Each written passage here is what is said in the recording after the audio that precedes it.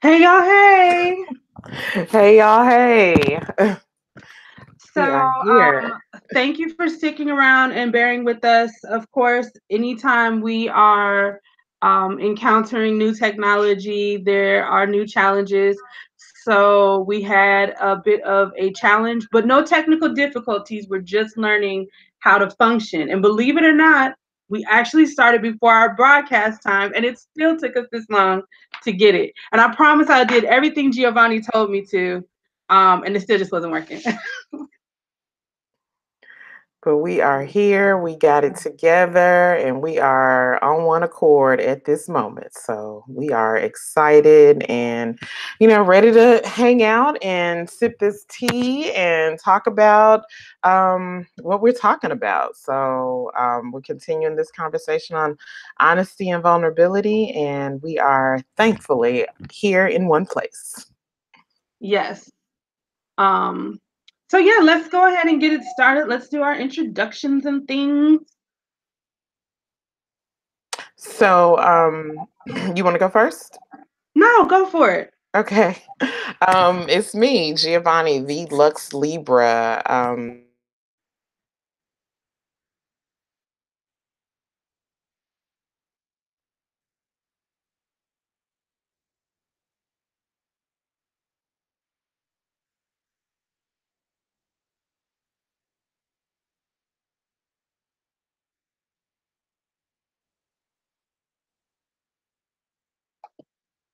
So Gio, I don't know if you can hear me, but you are paused on my end.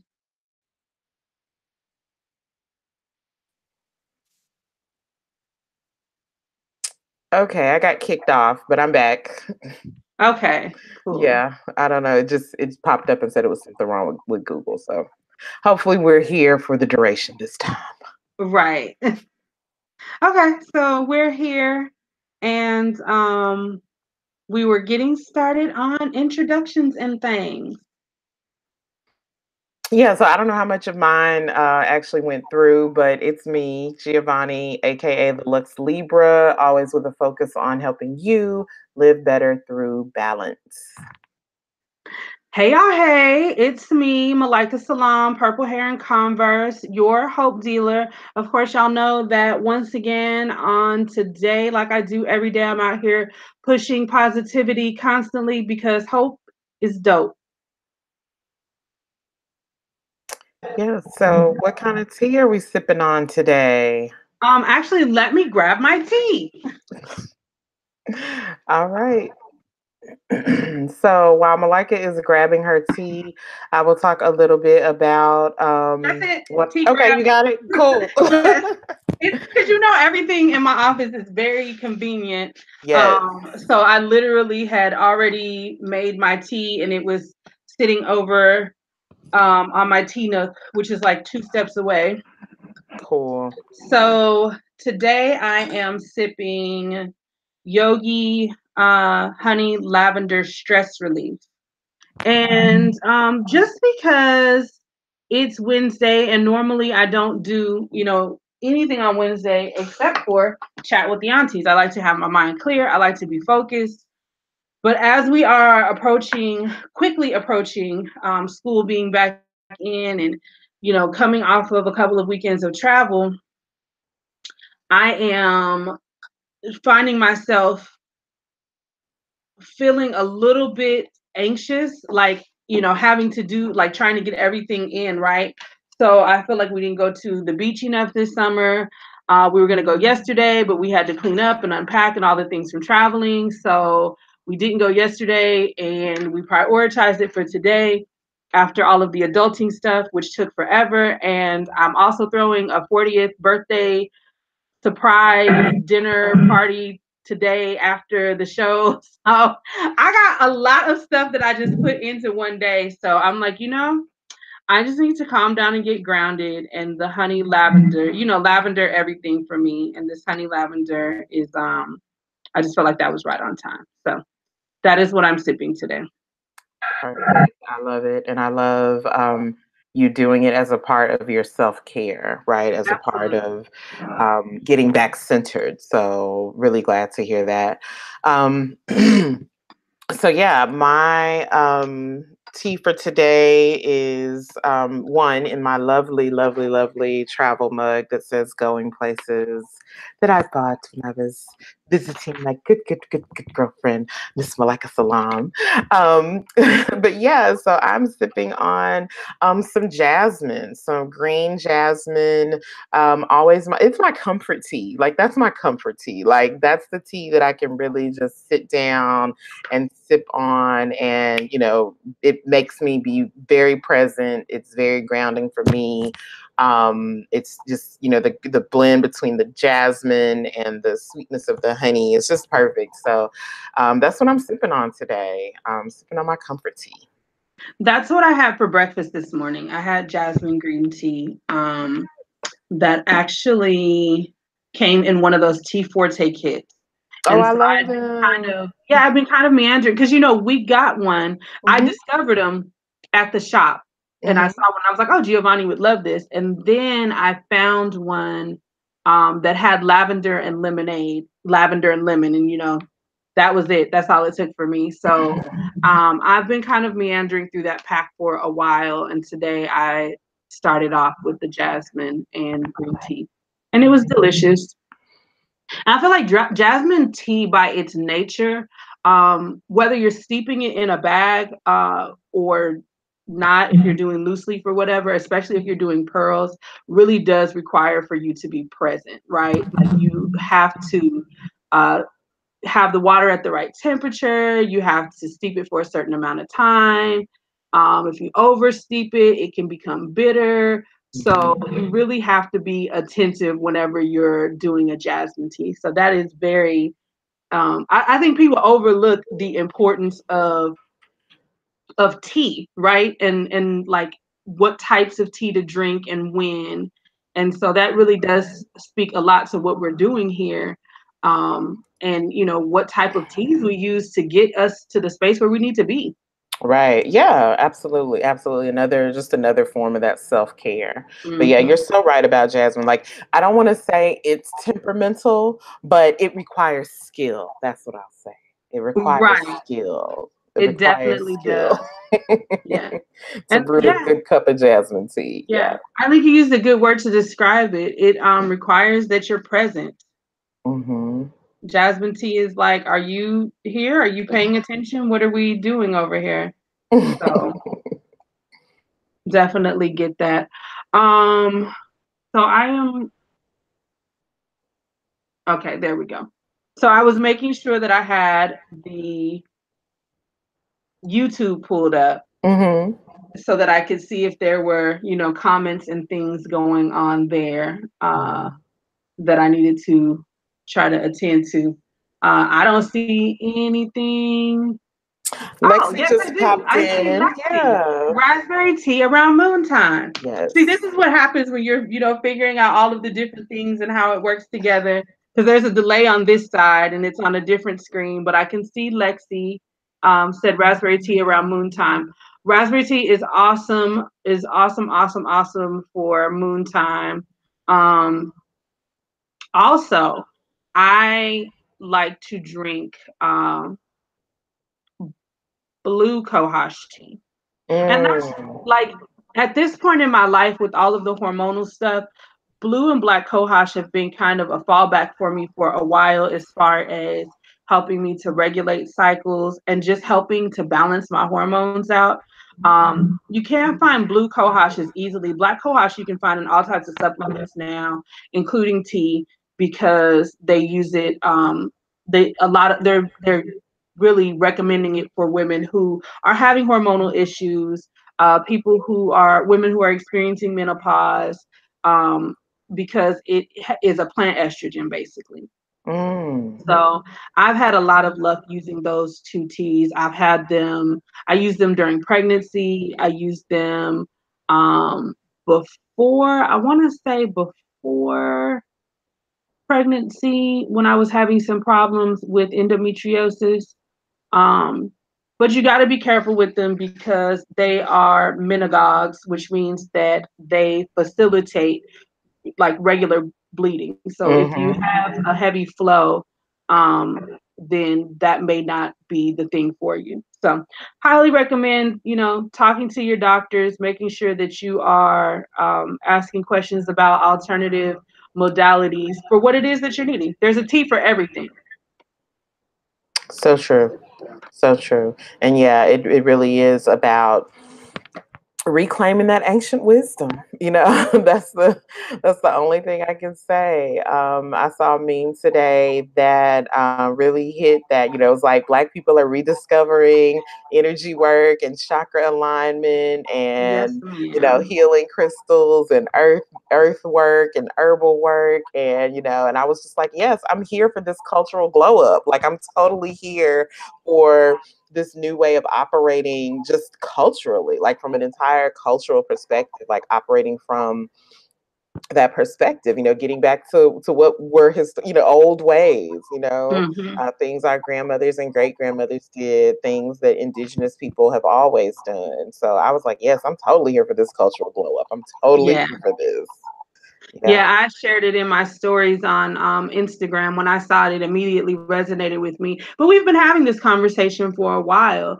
Even the nature of what we're doing here is really, reclaiming that space. Hmm. I very much remember, being around as a child. So I wasn't a child who got into things. I was literally a recorder. Like, that was the thing. I would get sent out of the room because they were like, we don't know how much of this she may repeat because she hears everything. So what I got in trouble for more than anything was looking into grown folks' mouth. Mm. Like, That's the worst and, sin, Malika. The worst. right, Like, right. You that's all the up in these worst. folks' conversation, You looking don't at be in grown grown folks' people's mouth. mouth. Yeah. So my dad didn't make that distinction for us. He never really told us like, um, stay in the child's place. Like, he really gave us some voice up until a point. And I always say that, like, up until a point, like, we had a lot of voice, and he didn't necessarily he would, say, come to me and have the discussions about whatever. So I remember going to him and talking to him about birth control, and he was very much like, no, because I feel like this is going to give you carte blanche to um to just go out and start having sex. And I was like, well, that's not it. But why would you tell me to come and talk to you about something if the answer was just going to be no anyways, and you already knew that? Like, I put together a very compelling, argument, and he was just still like, nope, not going to happen. But he allowed that space for it to happen. So there was that. So I kind of grew up with that. But when I would be in other settings with other family members, it was very much like, oh, she's mature versus she's grown.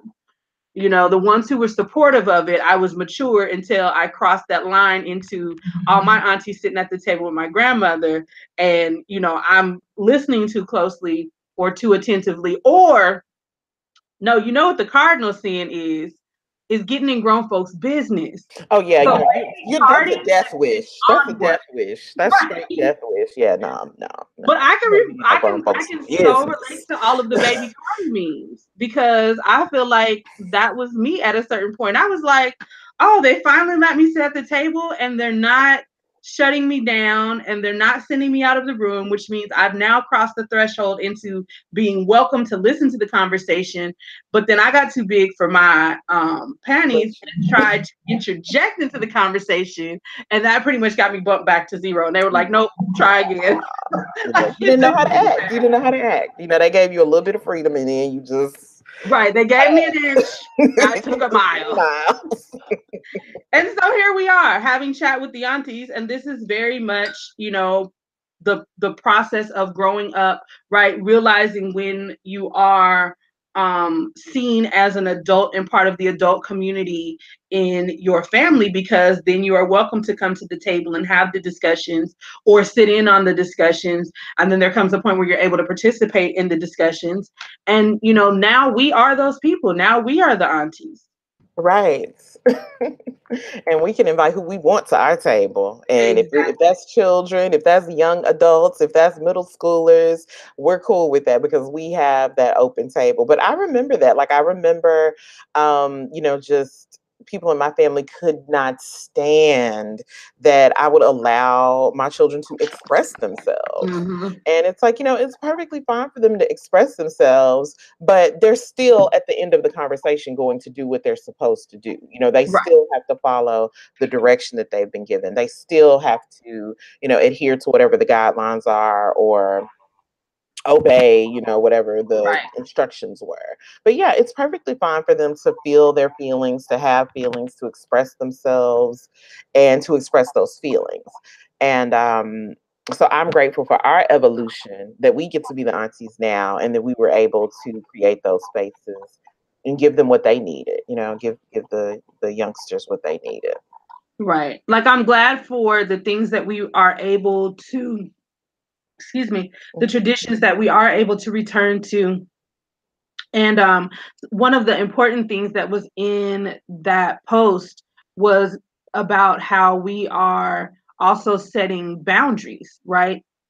Mm-hmm. So this is the important thing, is that we're returning to this space, and we're returning to this space in a way where we are able to be mindful, where we are able to check energy, where we are able to be supportive, where we are able to edify, um and again, heal and clarify those boundaries. And so that, I think, was part of the disconnect that we're learning to bridge now. And so, again, very nature of our work, chatting with the aunties, having these very, open and honest conversations, is this evolution. This is what we're getting to. This is the work, in real time. And we get to mix the old with the new, because yay, technology, we're Mm-hmm. in two different places, and we're able to connect with people who are in other places that are not the two different places we're in, Mm-hmm. and do this work and expand the community.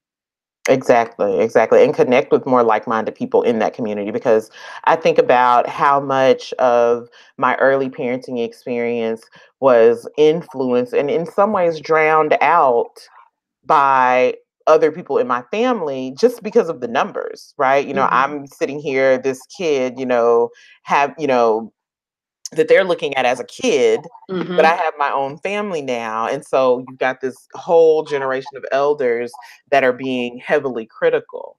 But now, we have social media. So if we want to do, some crystal based energy healing, yoga, namaste, Buddhist parenting, we can easily connect to other people who are doing that and not be isolated by our families, or, in the Right. ways that, historically we were. So it's like, I love it. Like, I almost envy, people who are new parents today, because they have so much connectivity that they can get with a tribe very quickly and very easily. I love breastfeeding, the normalized breastfeeding movement, because Hmm.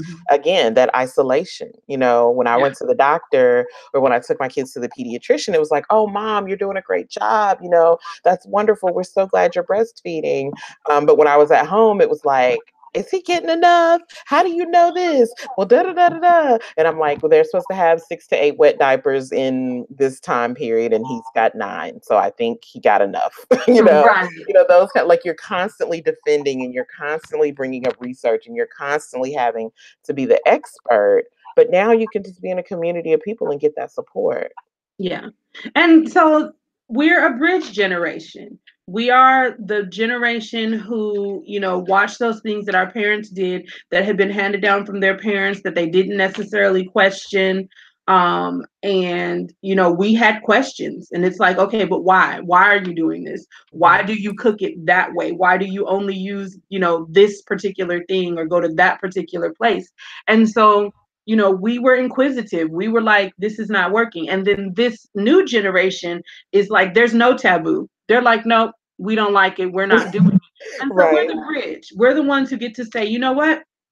There were some benefits in those traditions. There was some wonderful magic that already existed, that our foreparents were doing, and they may not have even been aware of it, because it was just so habitualized, right?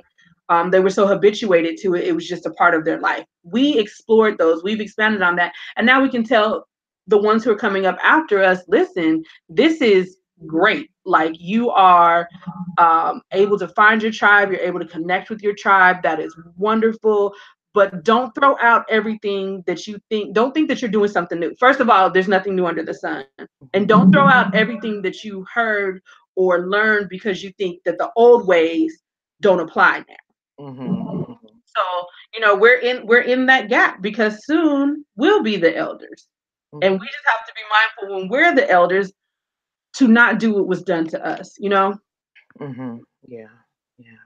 So I think that is a wonderful segue into our topic today. So Absolutely. we're making this move from vulnerability, and over the last couple of months, where we've talked about self-care, self-love, self-esteem, really in-depth conversations about vulnerability, getting vulnerable with ourselves, and now into honesty, right? That cornerstone of vulnerability that we kept coming back to when we talked about vulnerability.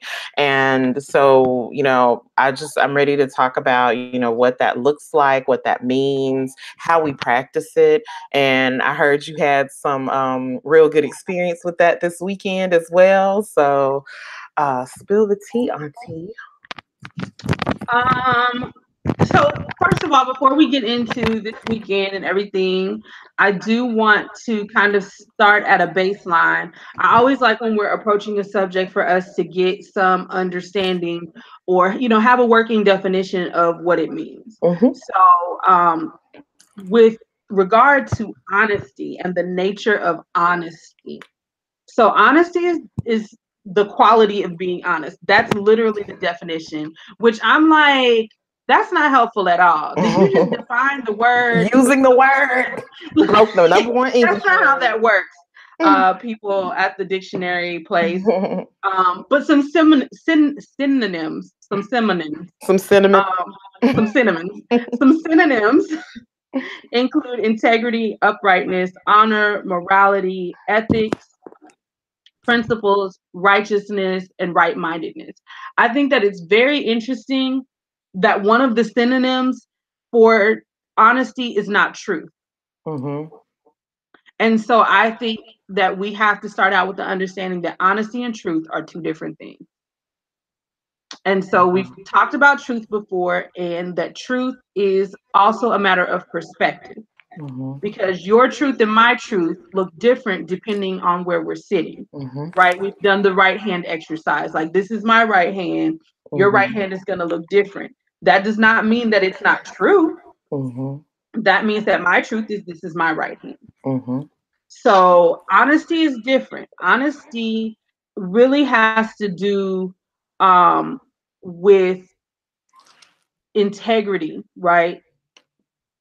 And when I think of integrity, and we've talked about integrity before, integrity is doing, what is the right thing for you. And I'm very particular about that word right. Like, I really don't like to just use right and wrong, because I think that it's so, again, it's perspective. I think that there are some things that we can make an agreement about are, right and wrong.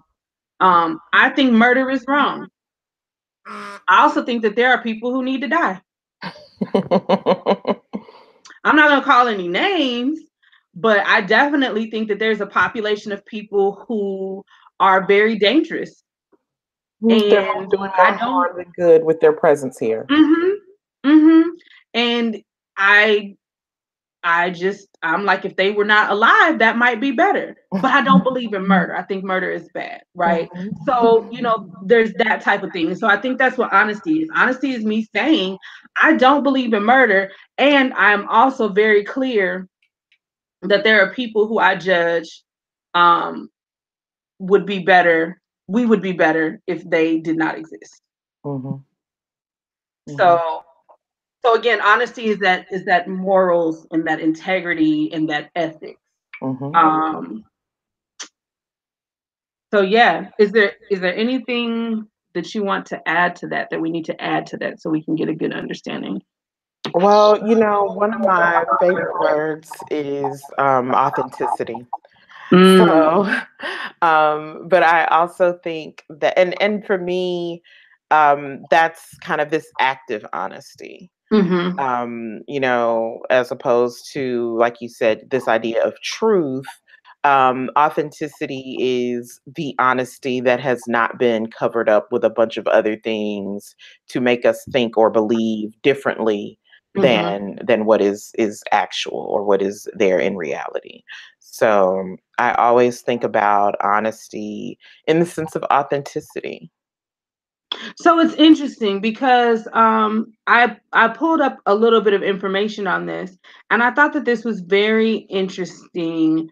Um, I just want to read this excerpt. Might one way to distinguish authenticity and honesty is to say that authenticity is largely passive, which is different than what you just said, and that Mhm. honesty is largely active. When we say someone's honest, we usually mean that they tell the truth and that they go out of their way to do it.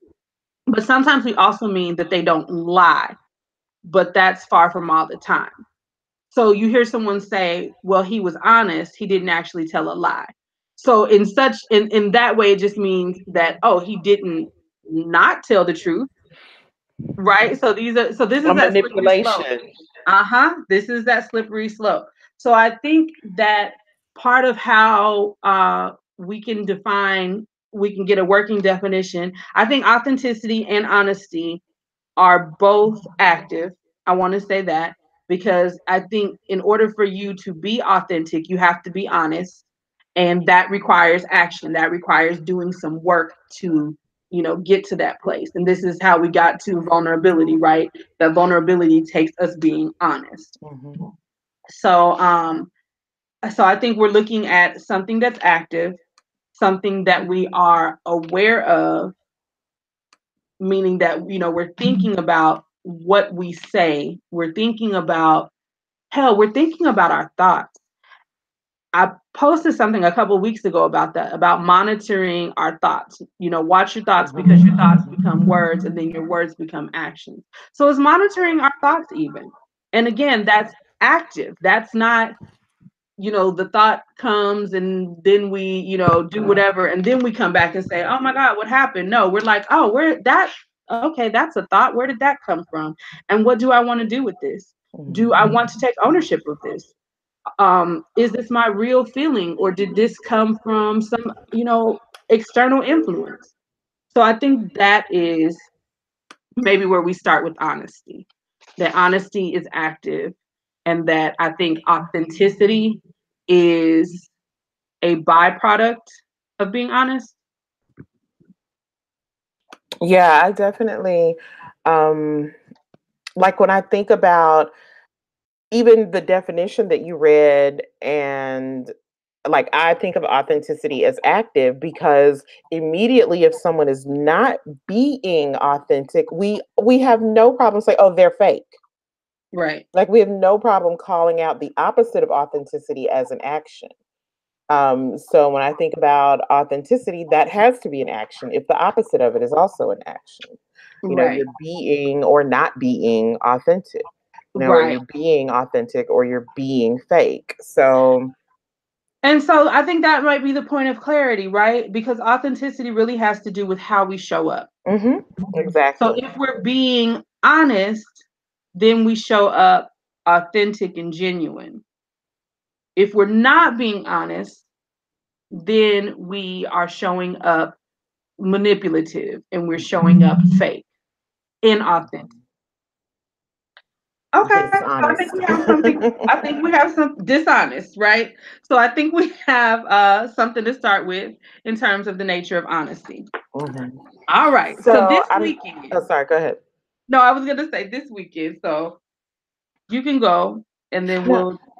I was just gonna address Lexi's comment. She said being genuine is not always nice. Right. And so I wanted her to elaborate on that a little bit, because I think nice is a whole third thing. Like that's a whole Mm-hmm. other thing, and maybe we'll add that to the agenda for future chats, hashtag Yeah. nice for what. So being genuine is not always nice, but I think that gets us back to the previous discussions we had about gentle, loving, caring honesty versus brutal honesty. And we're clear that we are beyond and do not want brutal honesty, but we love loving, gentle authenticity. We love loving, gentle, holistic truth telling. Right. Um, Telling the truth in ways that don't damage the individual, but that is constructive and builds them up. So Right. yeah, so maybe we can talk about that a little bit more in the future. But go ahead, tell us about this weekend. What do you want to know about this weekend? I want to know about your experiences with honesty and authenticity and how we show up. Uh well, I mean, I had a whole, that's what I'm saying. Which part do you want to know? Because I had a whole weekend of authenticity and honesty and showing up. Do we want to start with before I left for Atlanta? Well, I will start with the point of your post with you wearing a T-shirt that said "Get Free," because to me that speaks to authenticity and showing up, being honest. Yes. So, and that's why I asked, because there was a whole lot. So I'm gonna rewind just a little bit. Before I got that T-shirt, before I went to Moo Mansion's Sweet Atlanta book party, you and I had a conversation, and this is how we wound up on YouTube, because I needed to be authentic. I needed to have an honest conversation with you. And before I could do that, I had to have an honest conversation with myself. And it was very much about my feelings being hurt. And it wasn't it didn't have anything to do with you. And I was very clear on that. And I said, can you give me time? I said, this is how I'm feeling. Can you give me time to process this, and then we come back together and have a discussion about it? Because I need to know, where this is coming from and what this is connecting to. And I did that. Mhm. And what I discovered was that there is a part of me that still does not like confrontation.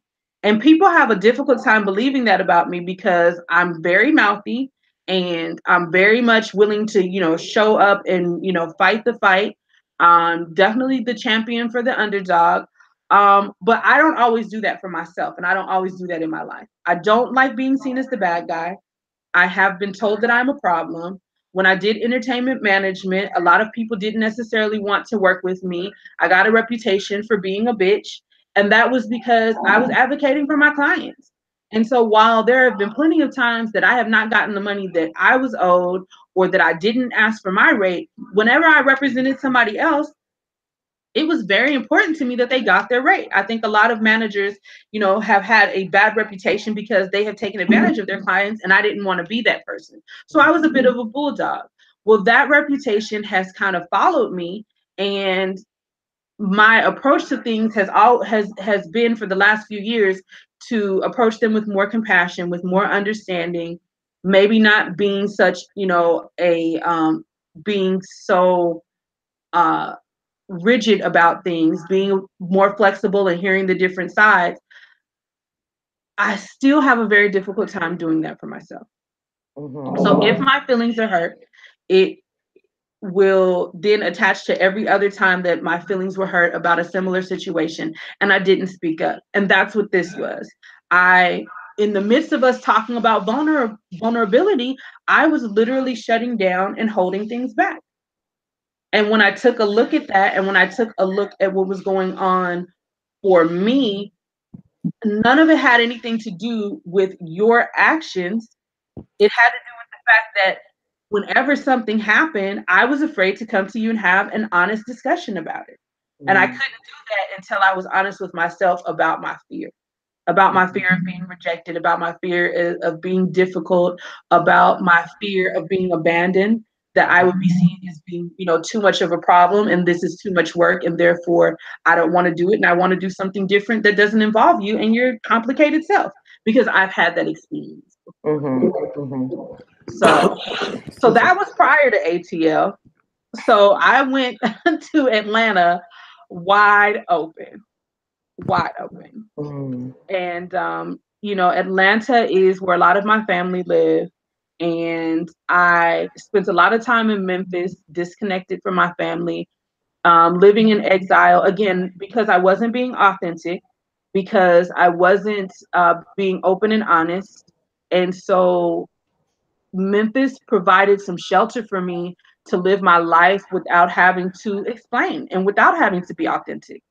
I didn't care, really what people made up in their mind that I was or who I was or what I was doing, because I had enough distance between us that I didn't have to really be accountable for that. And Mhm. so, after 19 years, almost 20 years of living in Memphis, um, I left, and now the whole outer world that was existing outside of Memphis is here for me to reconnect with.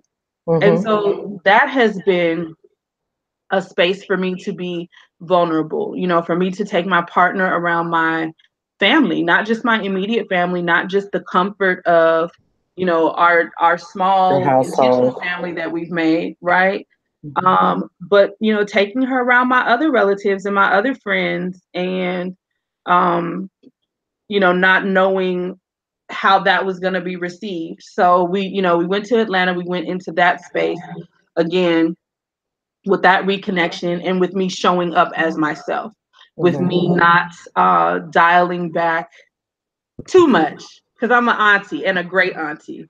So although I am the eclectic auntie, there were definitely moments where it was like, I really want to wear these booty shorts, but I really don't want to show up to IHOP to have dinner with my family and booty shorts. Like, that Hmm. might be more authenticity than they're ready for. Let me read the room. So they're not gonna get the thighs and the biscuit and the rolls. Listen, if they're on my page, they're gonna get the thighs and the biscuits and the rolls. Like, if you're still here, like, you already know what it's about. So, and I think it's different with my older nieces and nephews. You know what I'm saying? Because they're adults, but they have small children, so they have children who are not even teenagers, and so yes, there is still a part of me that is conservative with how much I want to expose them to what's appropriate for them, Mhm. and not putting their parents in a difficult, position of having to explain their weird ass auntie. Like, they'll get it, they'll get it over time. They'll be around enough. They don't necessarily have to get all of it at once. Um, so there was that, and then there was the book party. And so the book party was a big deal for me. I love Moo Moo Mansion. And Melinda wrote a book, and she put together a tour. Atlanta was like one of the closest places to me. Plus, it's an opportunity for me to always go and visit, friends and family. So we drove. The whole family drove up to Atlanta. And then we got lost in Piedmont Park because I had no idea how large Piedmont Park really is. And we were walking halfway to Marietta before we realized, Like, maybe like, we could get back in the car and drive girl, around here. the person who gave us directions from where we parked gave us the wrong directions and had us walking on the trail. And then when the trail ran out and it turns into a dirt trail, and then you keep walking, and Sam was like, I don't think we should keep walking. I think we should turn around. At which point we turned around, and after 30 minutes of walking around, we finally found her. And we had an opportunity to sit and be in conversation and be in sisterhood and be a part of that circle, which was wonderful because there are a lot of people on Instagram who I follow that I'm like, okay, they're Instagram people. I don't plan on seeing them in real life. I don't plan on connecting or getting close with them. I don't feel like I have that energy with them. But she is a planet, like, with a major gravitational pull. And I had to battle all kinds of anxiety. So one of the reasons, besides us getting lost in the park, that we were late is because when it got time to go, I just kept finding little things to do. And I was like, well, it's until this time. So we have until this time. It takes an hour to get anywhere in Atlanta, which means that you have to really leave an hour before anything even starts, because you don't know what part of the freeway is going to be shut down. Like, and I knew this. And so I had to be honest with myself that I was sabotaging my opportunity to meet this person because I felt intimidated. I felt unworthy. I felt undeserving of sitting in what I thought to be and was proven to be a very powerful circle of women, and not their influence, not because of what they do, just the energy that they brought and the love and their honesty and their authenticity. Mhm. And I was like, what if they see my flaws and I'm not good enough? I don't, deserve to occupy this space. So that was a lot. And Mhm. um, and it was good because I showed up right as they were talking about vulnerability and sisterhood. And it was like the exact word that I needed. So it was like a bookend from our conversation to this. And so she had merch with her, and I knew that I had to get that get free shirt. Mhm. I was like, we gonna move some money around, ramen noodles and hot dog water. I'm just kidding. I'm just kidding. I believe in abundance. I move stuff around because I believe that if I put it out there, it's gonna come back to me anyways, and I'm not worried about it. Mhm. I'm learning. I'm learning that one. But that get free t-shirt spoke to me so much because it was kind of the culmination of everything that was going on that weekend and how free I was really willing to be and Mm. what that really looked like. And that required a great deal of honesty. So I had to be honest about my social anxiety disorder. I had to be honest about the part of me that still participates in respectability when it concerns my family and how I show up with them. I had to be honest with you, with my family, with how I feel about it. And so again, I went there very open, and I felt like I got so much. Uh, I feel like so much was downloaded as a result of that. Mm. That's Really beautiful. get it. That's great. I love that. I love that. Thank you for sharing that. Yeah, that's amazing. And I'm really interested in like the self-talk, like you being able to be honest with yourself and say, okay, Malika, this is what you're doing. Because that honesty then gives you the chance to make a choice and say, okay, well, I need to do something different. Or I'm going to keep doing what I'm doing, you know? So I'm just really glad to hear, that process because I think a lot of people don't really understand or know how to change that thinking Hmm. or to catch themselves or to recognize, oop, this is the moment, that the dishonesty is happening or that this is the moment to rein in something by being honest with yourself. So, I really appreciate you giving that example of how you were able to catch yourself in the thinking and move to the next healthier choice or the choice that was going to actually get you what you really wanted, right? Right. What you really wanted was to feel equal and feel that you had the same amount of access that you needed to have in our conversation. What you really wanted was to go and see this amazing person that you had been watching on Instagram for years. And Hmm. so getting honest with yourself about, hey, this is what's going on. You know the details and the facts about this traffic. You know this, this, and this. Let's make some new actions that are going to get us to where we want to be. So I just really love that being able to be honest with yourself and that moment of honesty being just literally that moment, that tiny little moment being Hmm. the one that lets you then pivot to a different or a better or a healthier or a more authentic choice that's going to serve you and serve your highest self. So I love that. I love that. I love it. I love the way you just literally model that for us in these different situations. And so one of the things for me that is an indicator of whether I'm being honest or dishonest is how I feel.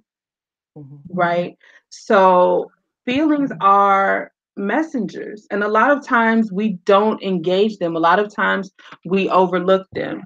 Um, on our last conversation, Candace mentioned we were talking about that honesty piece, and she was saying, sometimes people tell you it's not that big of a deal. And so then we get programmed into thinking we're too much, we're too extra. I just think of all the examples that have shown up for us in real time, like the Crybaby Club. It's like, no, Mm-hmm. this is exactly how I'm feeling. Like, I am a tender soul in a rough world, and I have been told that I'm too tender and that I'm too soft and that I'm too sensitive. And this goes right back into why I think I don't deserve certain things, right? Because Mm-hmm. I'm not enough, because I'm too soft or I'm too tender or I'm too whatever. Something. Mm-hmm. Right. I'm exhausting. Oh my God. Oh Like, you're so wow. sensitive. It's exhausting.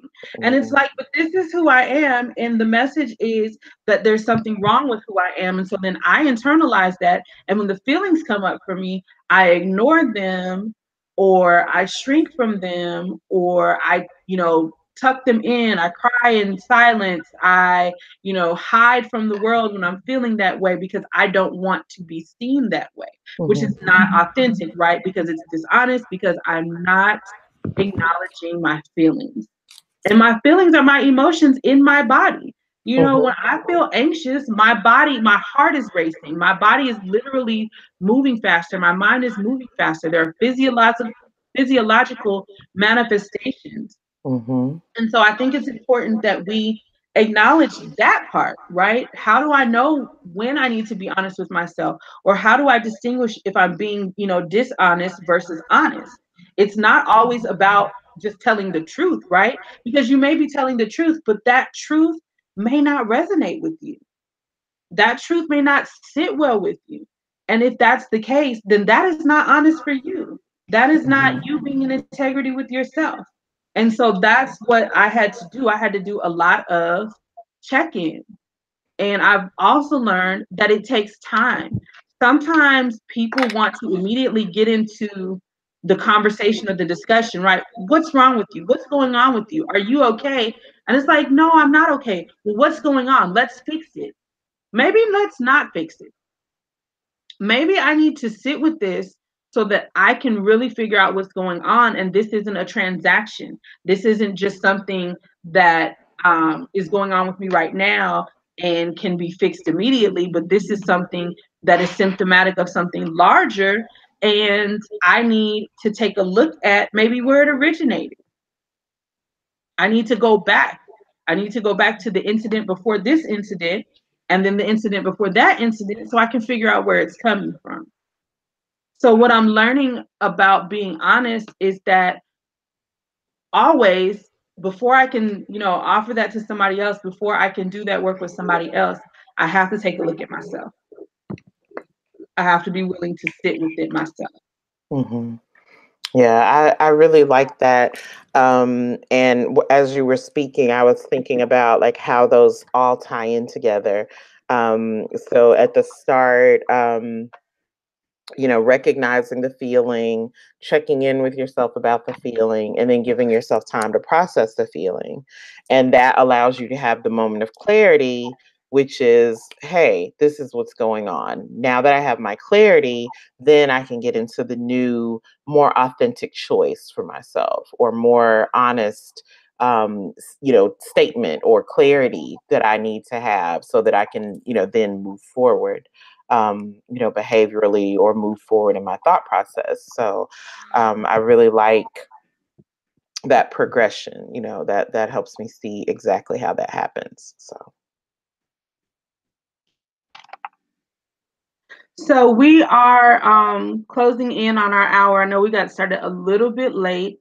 YouTube will let us go longer when we put this video up on Instagram. However, people may not see the whole thing. So we'll give them a link to the YouTube because I definitely want you to talk about types of honesty. You touched on that before.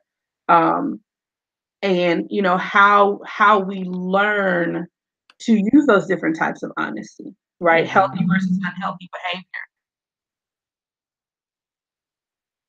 Yes. behavior. So well, do you want to kind of move towards wrapping up since we've got about 5 minutes left? Yeah, yeah. Okay. So, Yeah, but I wanted to address that because that process, so I'm imagining it as, this flow, right? The flow from having the check-in, the feeling, giving ourselves time to process it, having the acknowledgement in the moment of clarity, then moving into the new actions.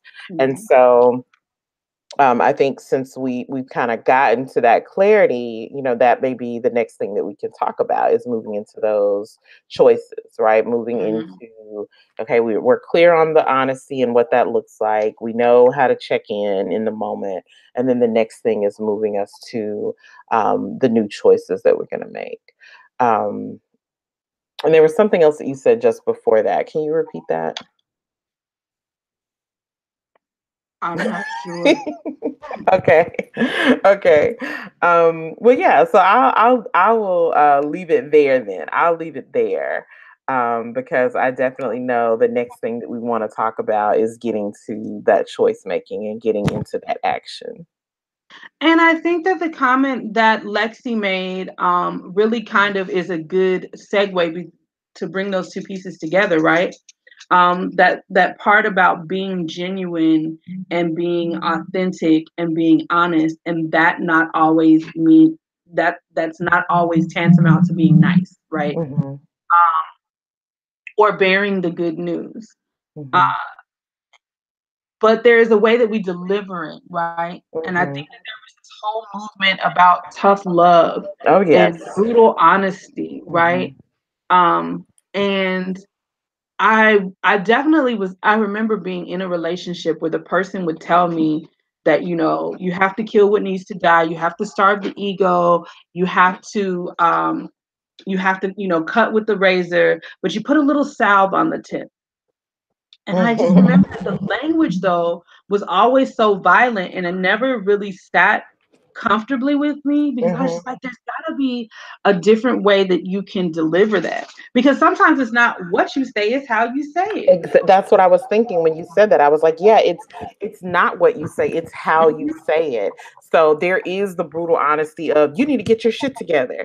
And then there's the gentle honesty of, so I've been noticing that you have had this and this happen and I've Mm-hmm. seen you be really upset about it. So are you open to some ways that could prevent that from happening or that can help you be less upset about it? And here's ABC way to do that, right? I mean, both of those are genuine. Mm-hmm. Both of those are saying what needs to be said, but one of them is done in a way that keeps the human being intact. Mm-hmm. It doesn't shatter their esteem, it doesn't shatter their ego, it doesn't shatter who they are as a person, and it doesn't shatter your relationship to them. Mm-hmm. It keeps all of that intact. It keeps the whole person intact, the thought intact, and the relationship intact. Mm-hmm. So, yeah, being nice is completely exclusive of being genuine. Mm-hmm. You can be genuine in a gentle, loving, caring, holistic way. Yeah. And so I guess we'd better wrap up.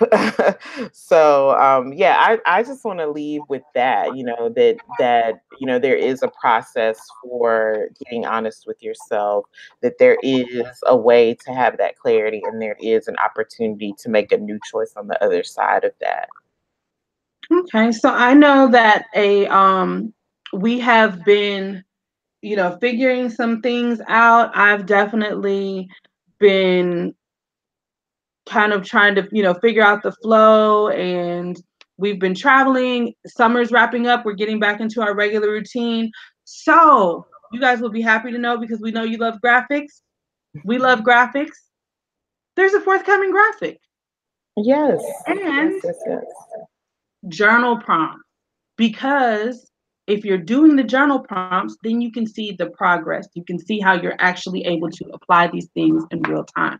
So, in addition to the fact that we are wife friendsters and we are the aunties that you chat with, we are also life coaches. And so, holistic life coaches. We want to make sure that your entire being is thriving. And so, doing the journal prompts allows you to be able to see that in real time.